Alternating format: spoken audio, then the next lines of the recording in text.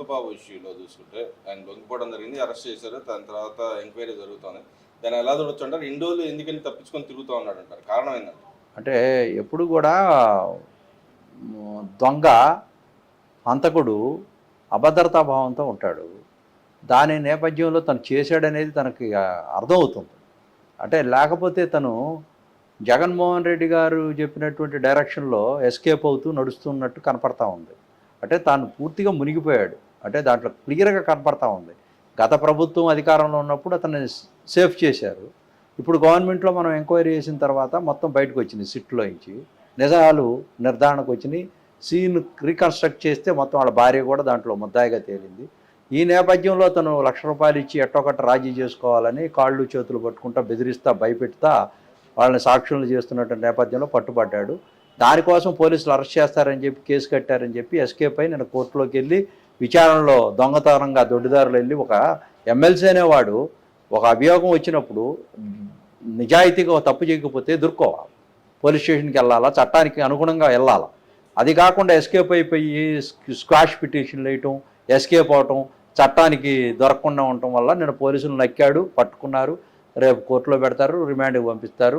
ఎందుకంటే condition bail ఉంది కాబట్టి అవన్నీ కూడా ఉల్లంఘించాడు కాబట్టి ఇతన్ని ఉరిశిక్ష వేస్తారని నేను అనుకుంటున్నాను. అంటే ఫైనల్గా ఆ దిశగా కసరత్తు బిగినైందంటారా? ఫుల్గా జరుగుతుంది. అసలు సెకండ్ థాటే లేదు దీంట్లో, చాలా ఫాస్ట్గా జరుగుతుంది. ఆయన ముప్పాళ్ళ వెంకటేశ్వరరావు గారు, సుబ్బారావు గారు, వారు సుబ్బారావు గారు చాలా యాక్టివ్గా పనిచేస్తున్నారు. దాని మీద ఫోకస్ పెట్టారు. కమిషన్ కూడా కంప్లీట్గా రిపోర్ట్లు ఇచ్చింది. ఇక ఎవరు ఊరుకోరు. దీంట్లో ఫైనల్గా జడ్జిమెంట్ వస్తుంది తొందరలోనే. అతనికి నాకు తెలిసి అయితే చాలా అత్యున్నతమైనటువంటి చివరిలో ఏదైతే ఉంటుందో శిక్షల్లో ఆ శిక్ష ఖాయం అవుద్దని నేను అనుకుంటున్నాను. అంటే మరి మిగతా పార్టీలో ఉన్నాను కానీ వేరే వ్యక్తుల గురించి హడావుడి చేసే వైసీపీ నాయకులు ఈరోజు సడన్గా మరి అనంతబాబుని ఇన్ని రోజులు ఎందుకు అడ్డు పెట్టుకున్నారంటారు? ఆయన ఎమ్మెల్సీ పదవి ఎందుకు తీయకుండా ఊరుకున్నారంటారు? ఆ పదవిని అడ్డు పెట్టుకొని పోలీసు వ్యవస్థను మేనేజ్ చేద్దామని ఆలోచనతోనే ఇలా చేస్తారనుకోవచ్చు. అసలు వాళ్ళు మేనేజ్ చేయడంలో జగన్ మించిన వాళ్ళు లేడండి ప్రపంచంలో.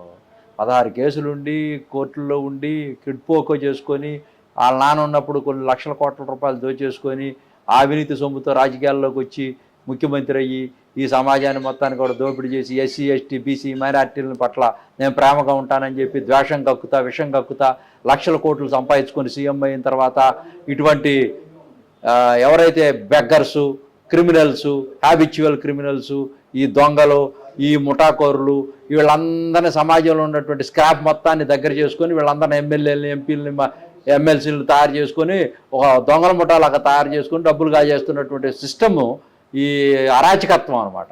విధ్వంసం చేయటం, వినాశనం చేయటం అతని యొక్క నైజం. అందువల్ల అనంతబాబు లాంటి వాళ్ళని ఎంకరేజ్ చేస్తూనే ఉంటాడు అతను. రాంబాబు లాంటి వాళ్ళను, అనంతబాబు లాంటి వాళ్ళను, చెవిరెడ్డి భాస్కర్ రెడ్డి, ధనంజయ రెడ్డి, కేశిరెడ్డినో, మధుసూదన్ రెడ్డినో, సజ్జల రామకృష్ణారెడ్డినో, విజయసాయిరెడ్డినో, వీళ్ళందరూ కూడా రెడ్డి వచ్చా మొదలెట్టు అని వీళ్ళుగా స్కాములు చేయటమే ఇదే పని సుబ్బారెడ్డి దగ్గర నుంచి అందరూ. మరి ఇక్కడ చూసుకుంటే నిన్న విజయసాయి గారి ఇంటి మీద కూడా ఈడీ దాడులు చేస్తే ఆయన బయటకు వచ్చి బహిరంగంగా విమర్శిస్తూ ఉన్నాడు. ఇటు గవర్నమెంట్ మీద అటు మన జగన్మోహన్ రెడ్డి గారు విమర్శిస్తూ ఉన్నాడు. దాన్ని ఎలా చూడొచ్చుంటారు? ఆయన ఇంకో కొత్త పార్టీ పెట్టబోతుంది, దానివల్ల ఏమన్నా ఒరిగేది ఉంటుంది అంటారా? విజయసాయిరెడ్డి ఉట్టికి ఎగరలేనమ్మా, స్వర్గానికి ఎగిరిట్టు ఆయన సీఏ పని ఆయన చేసుకోకుండా ఏదో అక్కడక్కడ పోగేసుకొని దాసనారాయణరావు లాగా ఏదో సినిమాల్లో పాటలు పెట్టినప్పుడు ఎవడో రాస్తే నేనే రాశానని చెప్పుకున్నప్పుడు వివాదాలు వచ్చినాయి చూసారా? ఈ విజయసాయిరెడ్డి కూడా ఎవడో ఒకటి దగ్గర నాలాంటి వాడి దగ్గర సత్కరించి దొంగతనం చేసి అవన్నీ పెట్టుకొని పోస్టింగ్లు పెట్టి ట్విస్టులు పెట్టి 4 డైలాగులు చెబితే సరిపోద్దా? సీఏ చేసి వాళ్ళ కొంపను ముంచిందే నువ్వు, కొంప ఆర్చిందే నువ్వు జగన్మోహన్ రెడ్డిని. వాళ్ళకి అసలు అవినీతి తెలియనప్పుడు అవినీతి ఎట్టా చేయాలా, ఎట్టా చార్టెడ్ అకౌంటెంట్ చేయాలా అని నేర్పించి రాజశేఖర రెడ్డి దగ్గర నుంచి జగన్మోహన్ రెడ్డి దాకా వాళ్ళ కుటుంబాన్ని అబాసుపాలు చేసి ఈ రాష్ట్రంలో క్యారెక్టర్ అసాసినేషన్ చేసి దారుణంగా నాశనం చేసిన శకుని మామ నువ్వు. అంటే పక్క రాష్ట్రంలో మరి ఇప్పుడు ఏదైతే కవిత గారు కొత్త పార్టీ పెట్టింది, మరి ఈయన కూడా నేను కొత్త పార్టీ పెడతా అని చెప్పి అంటా ఉన్నాడు. మరి ఏమాత్రం అసలు కోడిగుడ్డు మీద ఈకలు బేగద్దని చెప్పండి. పార్టీ పెడతానికి ప్రతి ఒక్క పౌరుడికి హక్కు ఉంది. చెత్త, బెగ్గరు, దొంగ ఎవడైనా సరే దాని రిజిస్ట్రేషన్కి ₹10,000 కట్టి దాంట్లో కమిటీ మెంబర్స్ని పెట్టి ప్రెసిడెంట్ దగ్గర నుంచి రిజిస్ట్రేషన్ ఎవడైనా చేసుకోవచ్చు భారతదేశంలో. అంటే రిజిస్ట్రేషన్ చేసుకున్నంత మాత్రాన నువ్వు పెద్ద తోపు అయిపోతావా? ఎవరితో ఉన్నావు, ఇదేంతో ఉన్నావు? అసలు నీ యొక్క విధానాలు ఏంటి ఈ రాష్ట్రంలో? అసలు నీ విధానం ఏంటి? దేనికోసం బయటకు వచ్చావు? అవినీతి కుంభకోణాల్లోంచి బయటకు వచ్చావు. మేము ఢిల్లీ వెళ్ళి నీ మీద ధర్నా చేశాం. జగన్మోహన్ రెడ్డి గారు జంతర్ మంతర్లో చేస్తుంటే 2024 జూన్లో. అప్పుడు ఆ రోజున మేము ఇచ్చినటువంటి ప్రివిలేజ్ మోషన్ చేయడం కోసం అతని మీద చర్యలు తీసుకోమని మేము ఎవరికైతే రాష్ట్రపతికి పిటిషన్ ఇచ్చామో, ఉపరాష్ట్రపతికి ఇచ్చామో, స్పీకర్కి ఇచ్చామో, ఆ రాజ్యసభలో ఎవరైతే చైర్మన్ ఉంటాడో ఆయనకి ఇచ్చామో, ఇతని మీద డిస్క్వాలిఫై చేయండి, ఇతను మంచి పనులు చేయట్లేదని మేము ఆ రోజు ధర్నా చేసి ఇచ్చామో, దానికోసం ఆయన డిస్క్వాలిఫై చేయడం కోసం ఏదైతే అతని మీద చర్యలు తీసుకోవడం కోసం కమిటీకి పంపించారు. ఆ చర్యలు తీసుకుంటారని భయపడిపోయి ముందుగానే రాజీనామా చేశాడు. అది మా విజయమే. ఆ విధంగా అతని మీద సిబిఐ కేసులు కూడా పెట్టారు. మాకు ఫోన్లు చేస్తున్నారు. ఏంటి సిబిఐ ఢిల్లీ నుంచి మేము ఇచ్చినటువంటి పిటిషన్ మీద రాష్ట్రపతి కూడా పర్మిషన్ ఇచ్చాడు.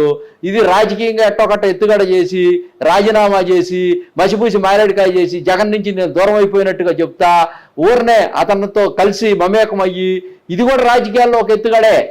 బయటికి పంపించటం, అక్కడ బీజేపీకి దగ్గర చేయటం కోసమో, లేకపోతే వాళ్ళతో బేరసారాలు ఆడటం కోసమో, పెద్ద వాళ్ళు ప్రభావితం చేయడం కోసం చేస్తున్నటువంటి కుయుక్తిలో భాగమే విజయసాయిరెడ్డి కొత్త పార్టీ, కొత్త రూపం, కొత్త కార్యక్రమాలు.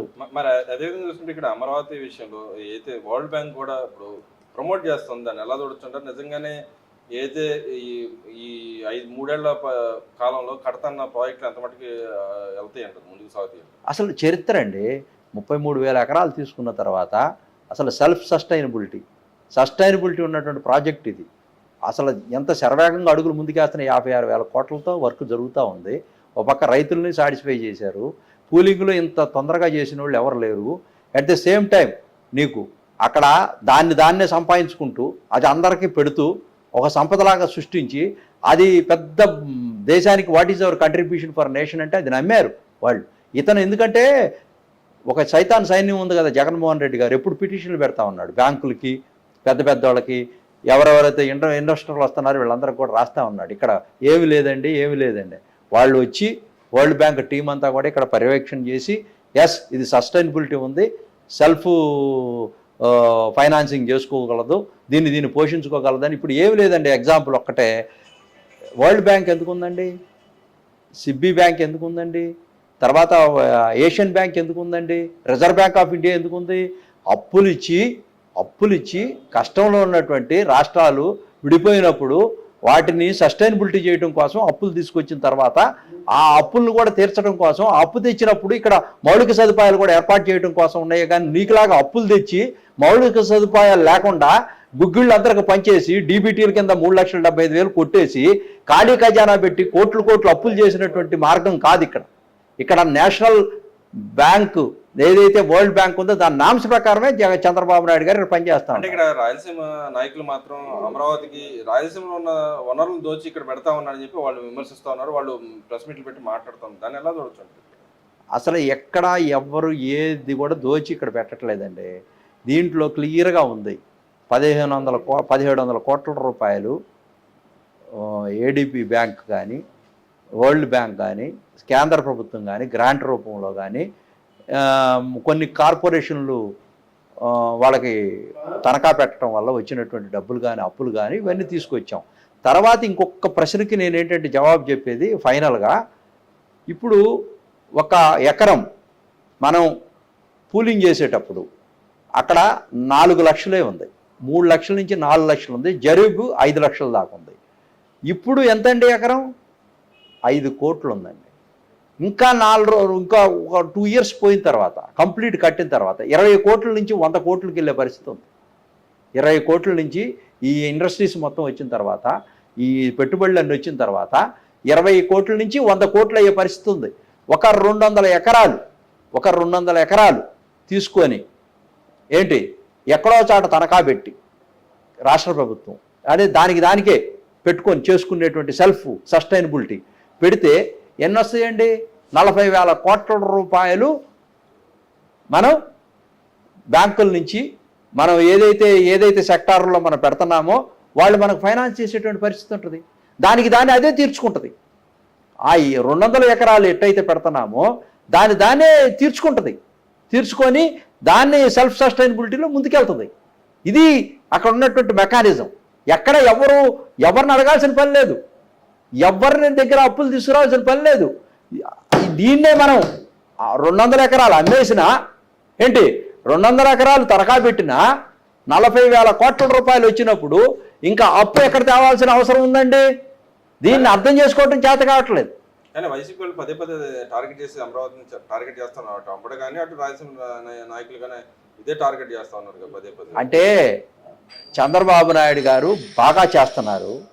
ఎక్కడ పేరు వస్తుందనో అసూయ, ద్వేషం, కక్ష, కార్పణ్యంతో ఇది కానీకుండా చెయ్యాలా, అమరావతి కనుక పేరు వస్తే చిరస్థాయిగా చరిత్రలో నిలిచిపోతాడు అని కడుపు మంటతో దుగ్ధతో మాట్లాడుతున్నారే తప్పించి అసలు అమరావతిని ఆపే తరం వీళ్ళ బాబు కాదు కదా, వీళ్ళ తాత కాదు కదా, ముత్తాత ఎవరు దిగొచ్చినా ఎవరు వాళ్ళ కాదని కూడా నేను స్పష్టంగా చెప్తాను. ఇక్కడ చూసుకుంటే చంద్రబాబు నాయుడు గారు గట్టిగా చెబుతున్నారు. ఇండస్ట్రీస్ పరంగా కానీ ఇన్వెస్టర్ల పరంగా కానీ ఆయన ఒక గట్టి సందేశం ఇవ్వడం జరిగింది.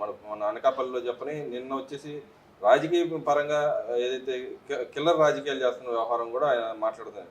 ఆ రెండు ఎందుకు మాట్లాడాల్సి వచ్చిన పరిస్థితి వచ్చిందంటారు? అసలు నిజ నిర్ధారణ ఎప్పుడు బయటకు వస్తాయండి ఏదైనా వ్యవహారం? ఏమంటే వాళ్ళు చేసినవన్నీ చిల్లర రాజకీయాలే. దాంట్లో చంద్రబాబు నాయుడు గారు నొక్కి ఒక్కానిస్తున్నాడు. ఇవి గొడ్డలితో చంపి నరికేసినటువంటి వివేకానంద రెడ్డి, పరిటాల రవిని ఏ విధంగా మర్డర్ చేశారనేది తెలుసు. ఈ రాష్ట్రంలో కోడికత్తి కేసేది తెలుసు, గులకరాయి కేసేది తెలుసు. అదేవిధంగా వీధి సుబ్రహ్మణ్యాన్ని ఎట్ట పార్సిల్ చేసిందో తెలుసు. ఈ రాష్ట్రంలో జరిగినటువంటి డాక్టర్ చంద్రశేఖరరావు గారు ఏ విధంగా చనిపోయాడో తెలుసు. దళితులు, ఎస్సీ, ఎస్టీ, బీసీ మైనారిటీల పట్ల వీళ్ళు ఆక్రోశం కక్కుతూ సమాజంలో మళ్ళా వాళ్ళనే ప్రేమిస్తున్నట్టుగా నటిస్తారు, ధృతరాష్ట్రుడి కౌగిలిగా చేస్తున్నటువంటి నేపథ్యం తెలుసు. చంద్రబాబు నాయుడు గారు మాట్లాడటంలో ఆంతర్యం ఏంటంటే ఆయన ఒక నిర్ధారణకు వచ్చాడు. దీన్ని ఆపటం కోసం సకల యత్నాలు చేస్తూ ఉన్నారు ఈ సైతాన్ సైన్యం. దీన్ని ఆపకూడదనే పదే అతను దాడి చేస్తూ జనాల్ని సమాయత్తం చేస్తున్నాడు. అంటే వీళ్ళు ఎప్పుడు ప్రతిరోజు అమరావతి మీద పడి ఏడుస్తున్నారు. మీరు జనమంతా కూడా అవేర్నెస్గా ఉండండి, తప్పకుండా మనం దాన్ని కాపాడుకోవాలా, మీరందరూ ఇంకొకసారి నాకు సపోర్ట్ చేయండి. గతంలో మీరు సపోర్ట్ చేయకపోవటం వల్ల అది అడవిలాగా మారిపోయింది. ఈసారి కనుక మీరు ఆ తప్పిదం చెయ్యొద్దని చెప్పడం కోసం మొరబెట్టుకుంటున్నాడు జనాలకి. దానికోసమే అతను మీరందరూ ఏమనుకుంటున్నారంటే అభద్రతా భావం అనుకుంటున్నారు. అభద్రతా భావం కాదు, అవేర్నెస్ క్రియేట్ చేస్తున్నాడు నాయకుడు అనేవాడు. ఆ నేపథ్యంలో రేపు 2029కి కూడా మరొకసారి అవకాశం ఇస్తే 10 ఏళ్ళకి కంప్లీట్గా రాజధాని అనేది ఫుల్ షేప్లో వస్తుంది. ఇంకెవరు కూడా కదిపించలేరు. చట్టం చేశాం కేంద్రంలో, ఇంకా ఎవరు కదిపించడానికి లేదు. జగన్మోహన్ రెడ్డి అధికారంలోకి వచ్చేది కల్లా, అది అతను ఏమి చేయలేడు. కానీ ఎప్పుడైనా మీరు ఓటర్లు మోసపోకుండా, ఆడు చెప్పేటువంటి కళ్ళబొల్లి కబుర్లు వినకుండా, ఆడు పాదయాత్రలో వచ్చి ఏదో చెప్పి ఓదార్చి ముద్దులు పెట్టుకుంటే మీరు లొంగిపోకుండా ఉండండి అని సమాయత్తం చేస్తున్నాడు చంద్రబాబు నాయుడు గారు. ఆ నేపథ్యంలోనే మాట్లాడుతున్నాడు. అంటే ఇక్కడ గతంలో నమ్మిన పరిస్థితి లేని పరిస్థితి ఉంది. ఏదైతే కలబొల్లి మాటలు, సెంటిమెంట్ మాటలు అయితే నమ్మి ఓట్లు వేసే పరిస్థితి ఉందని చంద్రబాబు నాయుడు గారు నమ్మారు. ఇప్పుడు ఈ రకంగా మళ్ళీ చెప్పుకోవాల్సిన పరిస్థితి ఎందుకంటారు ప్రజలు నిజంగానే రేపొద్దున జగన్ మాట నమ్ముతారంట, చంద్రబాబు నాయుడు గారి మాటలు నమ్ముతారంటారు? నమ్మరు. జగన్మోహన్ రెడ్డి గారి మాటలు నమ్మే పరిస్థితే లేదు. కానీ ఒక నాయకుడిగా, ఒక తెలుగుదేశం పార్టీ అధ్యక్షుడిగా, జాతీయ అధ్యక్షుడిగా, ఒక ముఖ్యమంత్రిగా ప్రజలకి సందేశం ఇవ్వాల్సినటువంటి బాధ్యత ముఖ్యమంత్రికి ఉంది. మంచి చెడు గురించి వివరించాల్సినటువంటి బాధ్యత ఉంది. కానీ అంతేగాని చంద్రబాబు నాయుడు గారు సంతృప్తికర స్థాయిలో ఈ రోజున ప్రజలందరూ కూడా ప్రభుత్వ పాలన అందిస్తున్నాడు. ఇది నగ్న సత్యం, దీంట్లో తిరిగే లేదు. అందువల్ల అతను చెప్పాల్సిన బాధ్యత ఉంది కాబట్టి మంచి చెడు గురించి చెప్తున్నాడు. అంతేగాని ఆయన అభద్రతా భావంతో మటుకు లేడు. బుల్డోజ్ చేసేస్తాడు. కలపడతాం, నిలబడతాం, జగన్మోహన్ రెడ్డిని బుల్డోజ్ చేస్తాం, ఈ రాష్ట్రంలో కూకటి వేళతో కూడా పార్టీని పీకి బయటేస్తామని కూడా ఈ సందర్భంగా తెలియజేస్తాం.